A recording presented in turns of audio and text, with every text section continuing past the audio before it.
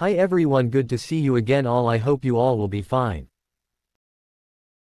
And for all of you, I pray that God fulfill all your dreams and give you lots of happiness. And my dear friends, every time I try my best to give you all latest news. Therefore, you are requested to sit tight on your seats and enjoy the latest news. During her address at the World Government Summit (WGS) in Dubai, the International Monetary Fund (IMF) Director Kristalina Georgieva expressed her concerns regarding the widening scope of conflict in the Middle East, which could exacerbate global economic damage. Georgieva emphasized that the global impact of conflicts in the Middle East is evident in rising shipping costs, decreased traffic volume through the Red Sea, and the downturn in tourism in neighboring countries. Furthermore, Georgieva announced that the IMF is closely monitoring the financial effects of conflicts in the Middle East on a global scale. Tomorrow, the IMF will release a document revealing that gradual energy subsidy reforms could save $336 billion globally, equivalent to the economies of Iraq and Libya combined. She clarified that gradual energy subsidy reforms would reduce pollution, improve social spending, and support a reduction in global inflation rates by 2024.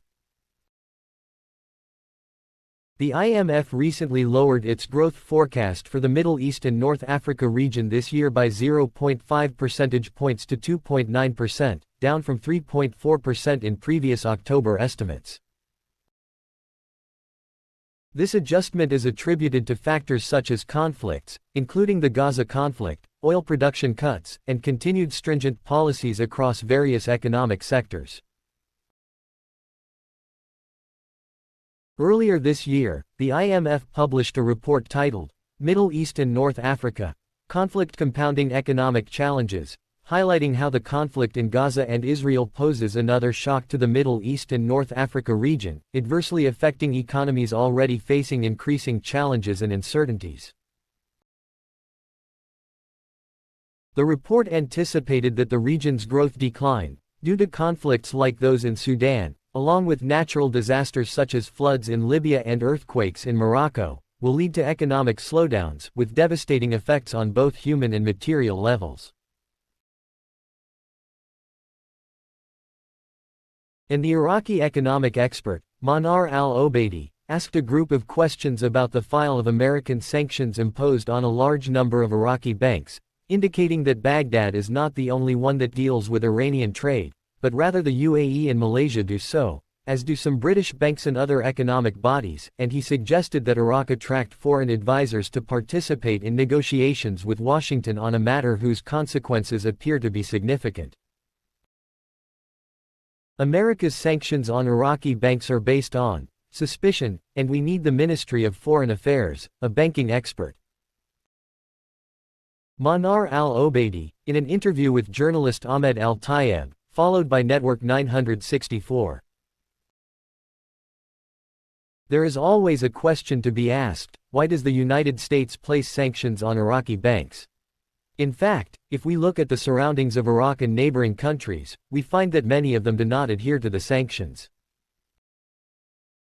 The best evidence of this is the volume of trade exchange between Iran and the UAE, which amounts to $17 billion. Iranian oil is also sold to Malaysia and then transported to China, amounting to $29 billion. 2 days ago, a report was issued by the famous Financial Times newspaper, talking about 2 British banks facilitating money transfers to Iran, so the world is not completely controlled, and Iraq is not the only one not in compliance. There is a gap in the political dealings with the American side. The Americans do not know the nature of the relationship with Iraq. Sometimes they say that they are with us, and at other times they are against us. Today, any country in the world has economic relations with Iran, but why does the American side not impose sanctions on these countries? Simply because these countries have lobbies led by businessmen under the principle of common interests. So I think that the problem with Iraq is the lack of a body that conveys the Iraqi point of view away from the government side. If we look at the channels of communication between the Iraqi and American sides, the only channel is the official bodies. I am not with the idea that there are no sound Iraqi banks. Certainly there are sound banks, just as there are banks that do not deserve to be called banks. But the problem with the banks in general is that they did not bring in foreign advisors capable of sitting with the U.S. Federal Reserve and the U.S. Treasury to understand the quality of the sanctions imposed, and in fact there are banks that do not yet know why they were punished. The impact of the sanctions did not stop on the sanctioned banks themselves. Rather, even the non-sanctioned banks no longer know what measures they are supposed to take to protect themselves from the sanctions. Here we must not just throw the ball in the government's court, but rather the banking sector must create a team of foreign advisors that it has relationships with the Treasury and the Fed, going beyond the idea of government communication. And Prime Minister Mohammed Shia al-Sudani on Sunday said Iraq should work for improving telecom services and revenues without undermining its digital sovereignty and cybersecurity. In a meeting with representatives of the Communications and Media Commission (CMC), al-Sudani discussed launching the fourth mobile network license to increase competition and potentially attract billions in revenue. The meeting, according to readout issued by his bureau, explored ways to balance regulation with upholding the constitutionally guaranteed freedoms of expression and media.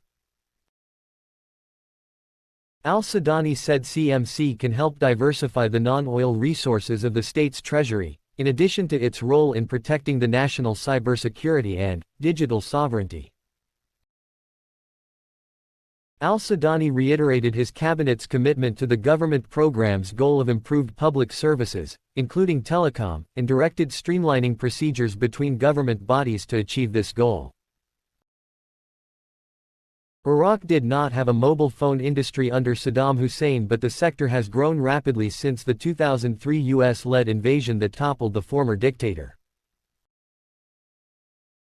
It is now one of the few regional markets offering double-digit subscriber growth. According to Zain Iraq, it has 17.6 million customers, while Asiachel says it serves 17 million customers. Thanks, take care.